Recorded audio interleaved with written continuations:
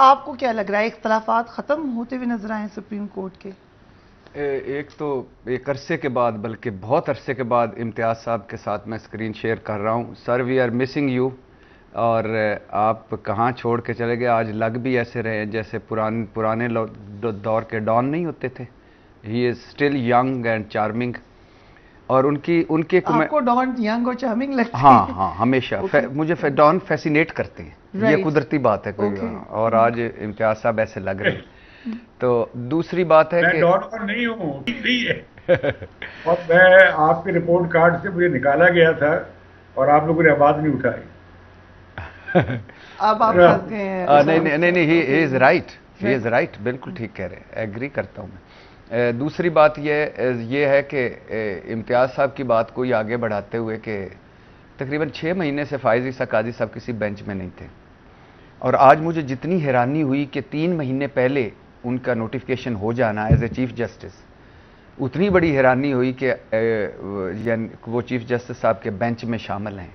اور جو ایک اعتراض تھا کہ سینئر ترین جج صاحب کو نہیں شامل کیا جا رہا، اور وہ ادھر نہیں ہو رہے، وہ ادھر نہیں ہو رہے. اور اسپیشلی 2 صوبوں کے الیکشن پر جس طرح ہم نے سپریم کورٹ کو تقسیم دیکھا، اور پھر اس کے درمیان میں خبریں آتی رہیں کہ وہ بول چال بند ہے، فلاں ہے، یہ ہے. ایون ایک مرتبہ فائز عیسیٰ صاحب کو تردید کرنی پڑی کہ نہیں میں فلاں تقریب میں ملا تھا، اور پھر اکٹھے مل کے پودا لگانا پڑا اور وغیرہ وغیرہ. تو وہ سارا ہے ڈیفینیٹلی. اس کو اگر آپ ایک سوچ کا کہہ دیں وہ بھی ہے، لیکن اس کے میں اکثر کہتا ہوں کہ یہ جو ہوا، یہ مسلم لیگ نون اس بارے میں بڑی ماہر تھی. 97 میں بھی اسی طرح کیا گیا. 2 چیف جسٹس تھے اور 2 بینچ بنتے تھے. ایک میں 5 وہ تھے سجاد علی شاہ اور 10 دوسری طرف تھے. اور پھر فائنلی سجاد علی شاہ صاحب کو رخصت ہونا پڑا. مسلم لیگ نون کی حکومت تھی اس وقت. نواز شریف صاحب کا توہین عدالت تھا. آج وہ 2 صوبوں کا الیکشن تھا اور پی ڈی ایم الیکشن نہیں کروانا چاہتی تھی. یہ سمپل سی بات تھی. تو وہ تقسیم ہوئی، پھر اس کے بعد یہ ہوا، اور الیکشن اور آئین اور گورنرز اور الیکشن کمیشن، سارا کہانی آپ کے سامنے ہے. اب مجھے لگتا ہے کہ یہ کوئی، اللہ کرے کہ میں غلط ہوں، لیکن مجھے لگتا ہے کہ کوئی ایک مرتبہ پھر بہت زیادہ ہلچل سی ہونے والی ہے. اور اچھی والی ہلچل یا پریشان کن؟ نہیں، پریشان کن مجھے پریشان کن لگ رہی ہے. میں تو اس حق میں ہوں کہ خصوصی عدالتوں میں مقدمے چلنے چاہیے. خصوصی عدالتیں اس کو کچھ بھی کہہ لیں، انسداد دہشت گردی کی خصوصی عدالتیں کہہ لیں، فوجی عدالتیں کہہ لیں. ویسے بائی دا وے تحریک انصاف کے پاس 2 مرتبہ چانس تھا کہ وہ یہ ختم کر دیتے، اور 26 سیولینز کا انہوں نے بھی ٹرائل کیا. تو اور پھر جیسے آپ نے انٹرو میں بتایا، مسلم لیگ نون نے فتح قرار دیا اس کو. اور پھر مجھے وہ یاد آ رہا ہے چودھری شجاعت صاحب جب انسداد دہشت گردی کی عدالتیں بنائیں تو وہ چودھری شجاعت نواز شریف صاحب کے پاس گئے کہ یہ نہ بنائیں، ہو سکتا ہے ہم ہی پھنس جائیں. اور نواز شریف صاحب کا 99 میں اس میں ٹرائل ہوا. پھر تو یہ ایک تو بدقسمتی ہے، ہم کرتے نہیں ہیں. جب ہم اقتدار میں ہوتے ہیں ہمارے چہرے اور ہوتے ہیں، اپوزیشن میں ہوتے ہیں ہمارے چہرے اور ہوتے ہیں. اقتدار میں ہوتے ہیں فرونیت ہوتی ہے، اپوزیشن میں آتے ہیں آزاد اظہار رائے، انسانی حقوق، تو فلاں فلاں فلاں. تو اب مجھے لگ رہا ہے کہ یہ سپریم کورٹ کا فیصلہ ہے، جو کرے گی وہ، اس پہ کوئی میں پریڈکٹ نہیں کر سکتا. تو لیکن مجھے لگ رہا ہے کہ کچھ اچھا نہیں مجھے فیل ہو رہا کہ اکٹھے ہو گئے. آپ کو سب اکٹھے ہوئے نہیں. اس کیس میں اسپیشلی اس کیس کے بڑے امپلیکیشنز ہیں. پیچھے 9 مئی ہے اور 9 مئی کا بوجھ کوئی بھی نہیں اٹھا سکتا. 9 مئی کو جو ہوا اس کو کوئی بھی جسٹیفائی نہیں کر سکتا. 9 مئی شرمناک دن تھا. اور اس کو میں جب لیفٹ رائٹ اپنے کرتے ہیں وہ اس کو کہتے ہیں 9/11 ہے پاکستان کا. تو اب اس میں اس تناظر میں جب مقدمے ابھی بہت ساری ہمیں توقع کی جا رہی تھی اگلے ہفتے کوئی بڑی پریس کانفرنس ہونے والی ہے جس میں ثبوتوں کے ساتھ بتایا جائے گا کہ 4 مرحلے ہیں، منصوبہ ساز، اکسانے والے، اس کو پروپیگنڈا کرنے والے اور کرنے والے. تو اس سے پہلے یہ کیس لگا اور اس سے پہلے اگر کوئی فیصلہ آ جاتا ہے تو مجھے کوئی وائبز اچھی نہیں لگ رہی. Right, interesting. اور جو ہم بات کر رہے تھے الیکشن کی، کیا الیکشن ٹائم پہ ہوں گے یا نہیں ہوں گے؟ سچویشن اجازت دے کام لینا، لیکن یہ ہم نے کیوں اس پہ کھینچ رہے. رائٹ. سو HR بھٹی صاحب، الیکشن آپ کو ہوتے نظر آ رہے ہیں؟ نہیں، مجھے 8 اکتوبر کو الیکشن ہوتے نظر نہیں آ رہے. ان کی زبان سن لینا. زرداری صاحب نے کہا ہے کہ یہ 2 مہینے میں الیکشن نہیں ہو سکتے، الیکشن تب ہوں گے جب میں چاہوں گا. بات ہی ختم کر دی. میں اللہ ان کو سلامت رکھے. یہ جو میں ہوتی ہے یہ اللہ کو صرف ہوتی ہے.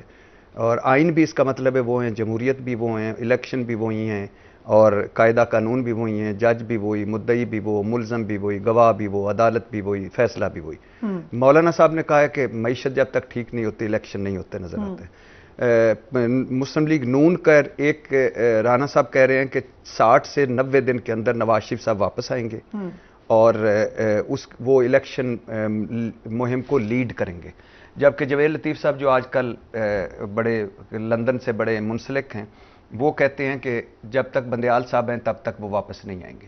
تو بندیال صاحب کا مطلب ہے کہ ان کا جانا ہے ستمبر میں، اس کے بعد 60 دن یا 90 دن کر لیں نواز شریف صاحب کی واپسی، پھر اس کے بعد الیکشن مہم۔ تو مجھے نومبر دسمبر میں نواز کے بھی اسٹیٹمنٹ یاد رکھے، انہوں نے کہا تھا پلڑے برابر ہونے ہیں، وہ تو خیر سے پورا پلڑے ہی ان کے پاس اب ہو گیا ہے، اور لیول پلینگ فیلڈ ایسی ہوئی ہے کہ پلینگ فیلڈ میں وہی ہیں۔ جب تک نواز شریف نہیں آتے نہیں ہو سکتا۔ وہ تو آج اب تو نواز شریف صاحب آج پتہ نہیں ایک وزیر صاحب کا میں سن رہا تھا، وہ کہتا تھا اب تو فارمیلٹیز رہ گئی، اور رہ گئی ہیں ظاہر، نااہلی ختم ہو گئی آلموسٹ، اور باقی سزائیں ایون فیلڈ میں مریم صاحب اور کیپٹن صفدر بری ہو گئے ہیں تو وہ بھی ہو جائیں گے کوئی تھوڑے عرصے کے لیے۔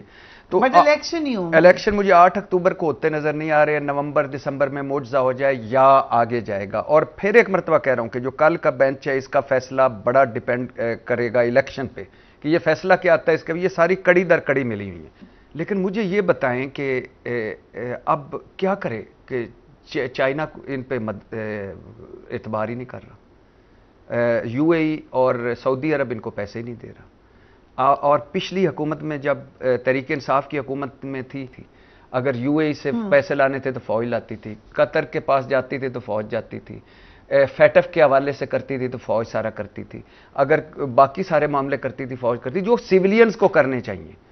اور لیکن اس مرتبہ بھی ان پہ کوئی نہیں، خرم دستگیر خود کہہ رہے ہم پہ دوست ممالک اعتبار نہیں کر رہے، مفتاح کہہ رہا ہے کہ ہم پہ آئی ایم ایف اعتبار نہیں کر رہا، اور 9 دن رہ گئے آئی ایم ایف کے 9th ریویو کو ختم ہونے میں، اس کے بعد I M F goodbye. اور یہ کون لوگ ہیں؟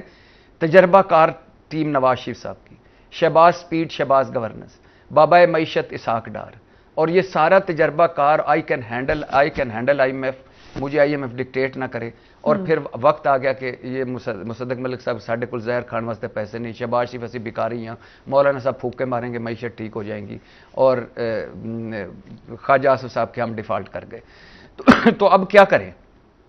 پھر دوسری بات ہے کہ سارے ملک کہتے ہیں کہ آپ ہمارے پاس آتے ہیں، بڑی خوبصورت پکچر پینٹ کرتے ہیں، میں 4-5 کسی پروگرام رکھ لیں، میں اور امتیاز صاحب دونوں آ جاتے ہیں، میں آپ کو ان کے حوالوں کے ساتھ بتاتا ہوں، وہ کہتے ہیں کہ جب ہم جاتے ہیں انویسٹمنٹ لے کے جاتے ہیں ہمیں اتنا رلایا جاتا ہے، اتنا بھگایا جاتا ہے، اتنی کمیشنیں مانگی جاتی ہیں، اتنا ریڈ ٹیپزم ہے کہ ہم واپس آ جاتے ہیں، پھر آپ ہمارے پاس بھاگے بھاگے آ جاتے ہیں کچھ کریں۔ تو آئی ایم ایف اس وقت مان نہیں رہا، دوست ممالک کہہ رہے ہیں آئی ایم ایف میں جاؤ گے تو پیسے مدد، کمرشل ادارے کر نہیں رہے، تو ایک ایفرٹ ہے، اس میں لیڈ کر رہی ہے سویلین گورنمنٹ۔ اس وقت بدترین معاشی بحران ہے، آپ اندازہ نہیں کر سکتے گلیاں محلوں میں کیا صورتحال ہے، غریب رل گیا ہے، سفید پوش رل گیا ہے، تنخواہ دار رل گیا ہے، اور ہم پتہ نہیں، کوئی کہہ رہا ہے نومبر، کوئی کہہ رہا ہے دسمبر، حکومت کے اپنے لوگ کہہ رہے ہیں کہ دسمبر شاید نکلے کہ نہیں، یعنی آپ نے $23 ارب دینا ہے اگلے 3-4 مہینوں میں، $72 ارب دینا ہے اگلے 3 سالوں میں، کہاں سے پیسے لیں گے؟ $4 ارب آپ کا وہ پڑا ہوا ہے، تباہی پھر گئی ہے چاروں طرف۔ تو دوسری بات یہ ہے کہ پچھلی حکومت جب گئی تھی تو آخری دنوں میں ہم کیا تبلے مار رہے تھے اور سنگت کر رہے تھے کہ ناکام ہو گئی، وعدے دعوے نعرے معاشی پالیسی، لیکن یہ جابہ انہوں نے پچھلوں کے بھی گناہ بخشوا دیے۔ تو اس وقت بدترین معاشی بحران میں ہے، سارے سٹیک ہولڈرز کو بیٹھنا چاہیے، سارے سٹیک ہولڈرز کو لے کے 1 ونڈو آپریشن کرنا چاہیے۔ خدا کے لیے اب ہمارا دنیا کہاں سے کہاں چلی گئی ہے، ہم ابھی ایک دوسرے کو فتح کرنے میں لگے ہوئے ہیں۔ تو اس میں اچھی اگر کچھ پازیٹیو ہوتی ہے تو ٹھیک ہے، لیکن بڑا مشکل وقت اور آنے والا ہے معاشی طور پر۔